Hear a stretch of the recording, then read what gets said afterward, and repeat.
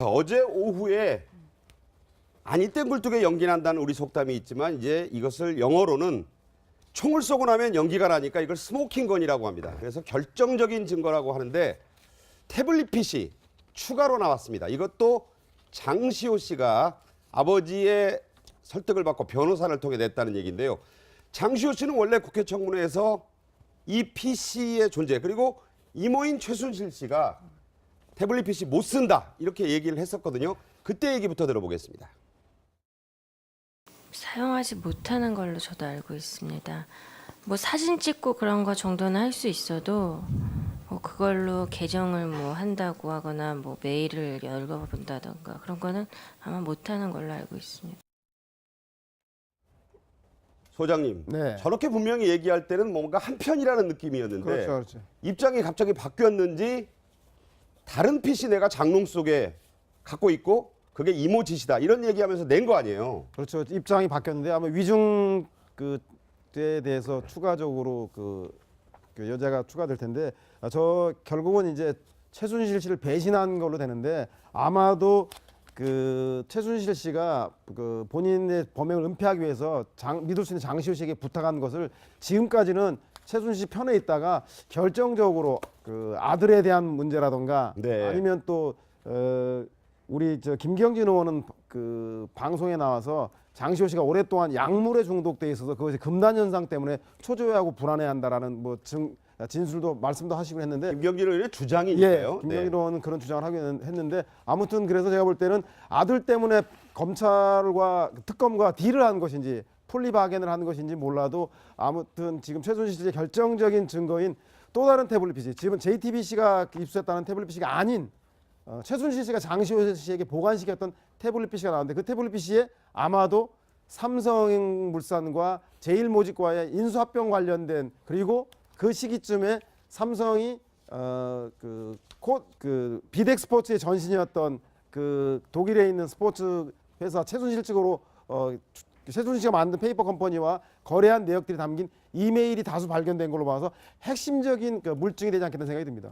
자, 이 이메일 속에는 특검이 이제 확인을 해줘야 되겠습니다만 박원호 씨 이름만이 나오고 삼성 관계자 이름만이 나오고 데이비드 윤의 이름도 많이 등장을 한다. 그래서 전혀 새로운 정보들이 들어있다는 얘기 아니겠습니까? 그러니까 이게 지금 문서들이 이메일들이 2015년 7월부터 한 11월 정도까지인가 봐요. 그렇다 그러면 이때가 두 재단, 미르 재단, K스포츠 재단이 그 기금 모금이라든가 뭐 설립은 10월 달에 했지만 그 전에 사전에 얘기들이 막 오고 갈 때고 그리고 이재용 부회장과의 독대가 있었던 게 또 2015년 7월경이었고 여름. 네. 여름이었죠. 그리고 거기에 이제 박상진 사장이 독일로 건너가서 뭐 비대 스포츠하고 뭐 계약 얘기를 하고 오고 그럴 때가 다 이 태블릿 PC 안에 들어있는 이메일이 주고받아졌던 그때거든요, 시점이. 네. 그러니까 그 안에 굉장히 그 은밀했던 그 얘기들이 많이 들어있을 수가 있죠. 물론 이메일이라는 게 뭐 최순실이 글쎄 좀 보안에 굉장히 신경을 썼던 사람이라서 노골적인 얘기들이 있을지는 모르지만 어쨌거나 당시 정황에 특히나 특검에서 원하는 건 뇌물죄 부분이기 때문에 그 혐의를 입증하는 데 굉장히 유리한 그런 증거들이 있을 가능성이 높다. 그리고 그거를 이 최순실이 독일에서 제일 믿을 만한 조카라고 생각해서 장시호한테 그걸 치워달라고 부탁한 걸로 봐서는 굉장히 가치가 있는 내용들이 많이 있을 걸로 보입니다. 네. 자, 이런 얘기 있잖아요. 이제는 장시호 씨도 나도 좀 살아야 되겠다. 그리고 특검 입장에서나 재판부 입장에서는 이른바 소인들의 딜레마 있잖아요. 서로 죄수의 딜레마. 네, 따로따로 이렇게 해서 증언을 이끌어내는 거기로 지금 가는 거 아니냐 이런 얘기죠. 아마 어제 보니까 특검의 이규철 특검 보고가 이렇게 얼굴이 화색이 좀 돌면서 그동안 보면은 처음에 나왔던 그 태블릿 PC가 이제 JTBC에서 제출했다는 태블릿 PC죠. 그 부분 갖고는 최순실이 그야말로 그걸 못 믿겠다. 난 쓰지 않았다. 내 거 아니다. 그야말로 그래서 헌재에서도 그것을 갖다가 보면 증거로 채택하지 않았습니다. 네. 그런 분위기에서 어제 보니까 이거는 장시호를 통해서 그야말로 적법하게 그야말로 임의로 제출받은 것이고 그 내용은 앞서 말씀하신 바와 같이 2015년 7월부터 11월 한 5개월 사이에 당시 최순실의 코레스포츠와 코레스포츠하고 이제 박원호 전무 있죠. 그렇죠. 네. 박원호 전무, 데이비드 윤, 그 다음에 삼성이 그동안 지원금 우리 다 드러난 거 아니에요? 삼성이 한 220억 정도 계약하고 그 중에 한 78억 정도를 갖다가 조기에 넣었을 때 그 중에 한 40억 정도. 근데 그게 이 태블릿 PC로 확인되느냐가 중요한 거죠. 확인이 되고 이제 그것을 놓고 서로 이제 문서를 주고받았고 그거 외에도 좀 유의미한 자료로는 2015년 10월 13일자로 박근혜 대통령이 그 당시 이제 미국에 출국하기 직전입니다만 네네. 대수비 발언의 중간본 완성본의 중간본이 발견되었다. 그러니까 지금 이 특검에서는 이 얘기예요. 특검에서 자 이것을 보았을 때 첫째는 이 그동안 나왔던 부분을 상당히 확정할 수가 있고 또한 플러스 알파로 지금 JTBC에서 제출한 그 태블릿 PC의 어떤 그 가치에 대해서 왈가왈부가 있는데 이것 또한 보강이 되는 것이다라는 것이 지금 특검의 입장입니다. 네. 또 하나 이게 중요한 게 결국 이 PC의 증거들이 확정이 되면 박근혜 대통령과 최순실 씨의 뇌물죄가 입증된다는 얘기 아닙니까? 그렇죠. 그 가장 그 중요한 대목인데요. 삼성이 그동안 뭐라고 얘기하냐면 삼성물산과 제일모직이 인수합병은 7월에 있었고 네. 그리고 K스포츠와 그 삼성이 코레스포츠 그러니까 비대기의 전신이었죠. 코레스포츠와 계약을 맺은 것은 그래서 220억을 주기로 한 것은 8월이기 때문에 청탁할 이유가 없고 그 이미 인수합병이 끝난 이유이기 때문에 청탁할 이유가 없었다. 대가성이 없이 8월에는 순수한 차원에서 지원한 것이거나 아니면 정부의 압력에 의해서 한 것이 우리가 청탁할 목적이 아니었다라고 했는데 실제로 그 도종환 의원이 6월달에 그 승마협회 기본계획안에 삼성이 최순실 의원을 지원하기로 한 것들이 6월에 최순실 씨. 예, 최순실 씨에게 지원하기로 한 게 계획이 6월에 나왔다는요. 따라서 이 태블릿 PC가 2015년 7월부터 11월까지 최순실 씨가 사용했다고 특검이 밝히고 있기 때문에 이 중간이 아마도 제일모직과 그 삼성물산이 인수합병 되면서 그 과정의 대가성으로 최순실 씨에게 삼성이 자금을 지원했던 그 시기와 일치되기 때문에 아마도 이 태블릿 PC에서 그런 결정적인 증거가 나오지 않겠는가. 따라서 그동안 얘기했던 삼성은 청탁할 대가가 없었다, 대가성이 아니다라고 주장했던 것을 뒤엎는 자료일 수 있기 때문에 이것이 입증이 된다면 결국 거꾸로 최순실 씨와 박근혜 대통령은 아마도 그 뇌물죄가 추가될 가능성이 대단히 높습니다. 그게 아마 특검이 앞으로 고민할 부분일 거예요. 네. 그러니까 자, 이 두 번째 태블릿 PC에서 보면 최순실 씨와 박원호, 최순실 씨와 데이비드 윤, 또 삼성과 주고받은 그런 이메일이 있지만 거기에 정호성이라든지 네. 박근혜 대통령이 지금 없어요. 네. 그러니까 그런 부분들 둘 갖고 거기에서 박근혜 대통령의 연결고리로 그걸 입증을 해내야 되는데 특검으로 와서는 그 부분을 갖다 어떻게 사실 엮어내느냐.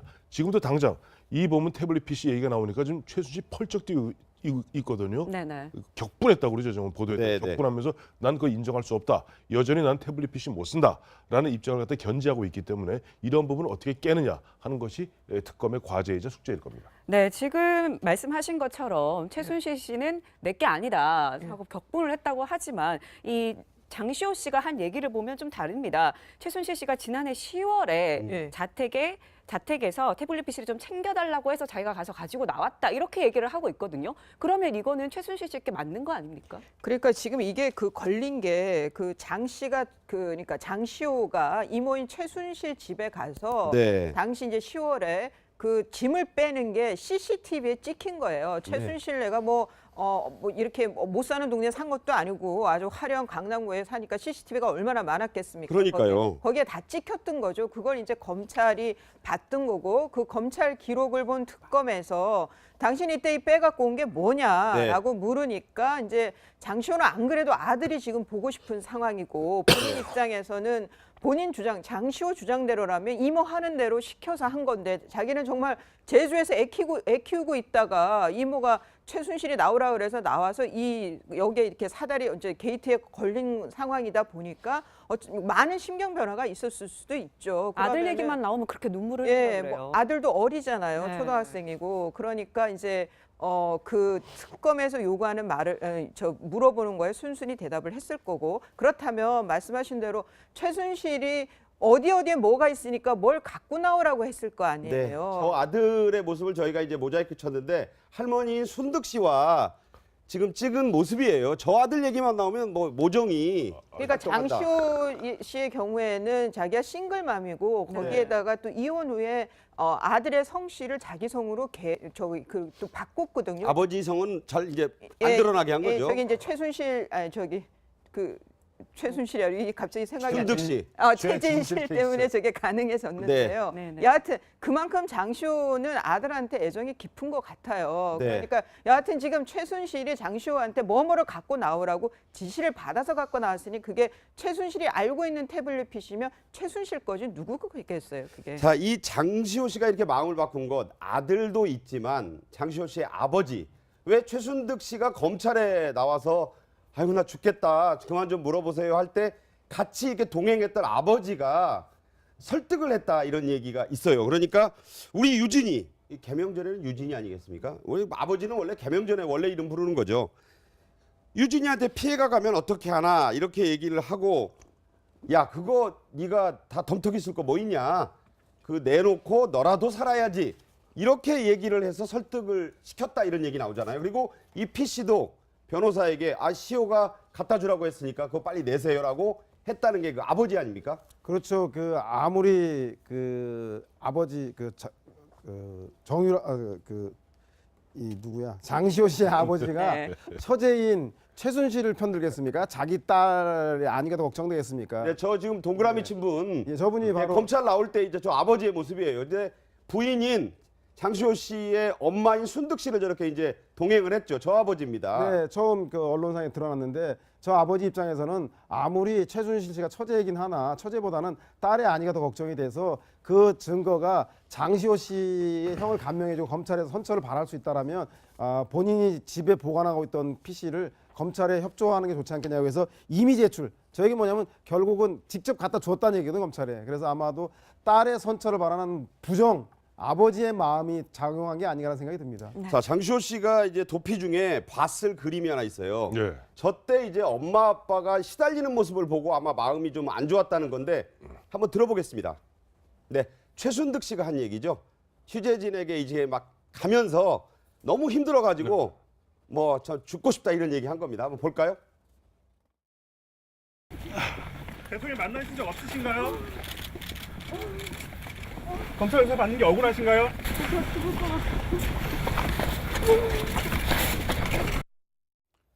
네, 저 모습도 이제 당시 잡히기 전에 그렇죠. 시호 씨는 봤을 테니까 그러니까 장시호 씨는 도망 다니면서 이제 마침 최순득 씨가 52년생으로 박근혜 대통령하고 동갑. 동갑이라는 거 아니에요? 네. 또 한때는 뭐 여고동창이라는 얘기는 아닙니다. 이 얘기가 네. 나왔습니다. 그건 사실이 아닌 것으로 밝혀졌는데 어쨌든 장시호 씨의 어머니인 그 최순득 씨도 보면은 어떻게 보면 최순실 씨보다 재산이 많아요. 네. 그러니까 장시호 씨의 아버지는 그 장 사장이 사업을 나름대로 잘해서 굉장히 한 1,000억대가 넘는 재산이 있고 아까 말씀하신 대로 결혼하고도 보면 이혼하고 나서는 제주도에 가서 꽤 큰 아주 그 다가구 빌라라고 그러죠. 아주 고급 다가구 빌라 하고 잘 지냈는데 네.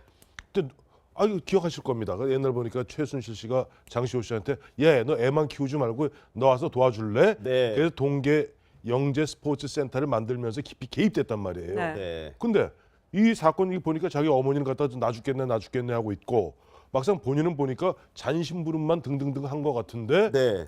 내가 왜 다 뒤집어 써야 되나? 보니까 자기 사촌인 저도 정유라 씨는 저 가서 독일에 가서 뭐 200몇 억씩 받아 제끼는데 나 그 16억 받은 건데 그거 그나마도 갖다가 그 잔심부름 온갖 잔심부름 다 하고 그다가 자기 제비 재산이 없는 것도 아니에요. 네. 그런 상태에서 내가 왜 그 아들 하나 있는 것 놓고 평생 내가 죄수로 살아야 되는가 네. 하는 그런 마음이 작동되었을 가능성이 그러니까 내가 잘못한 것만 인정하자 이렇게 그러니까 내가 이런 거죠. 분위기가. 내가 잘못한 것에 대해서는 내가 벌을 받되 내가 잘못이 아니고 내가 어떻게 보면 좀 이모한테 이용당한 부분 그 부분까지 내가 왜 덤터기를 써야 돼 하는 것이 아마 장시호 씨의 마음이 아니겠는가 싶습니다. 네. 그래서 야당에서는 이제 이런 말까지 좀 붙였어요. 이 최순실과 장시호가 싸우게 되면 이게 이제 진상이 드러난다. 그래서 민병두 의원이 장시호 씨 혈육 계정을 끊고 국민조카로 변신했다.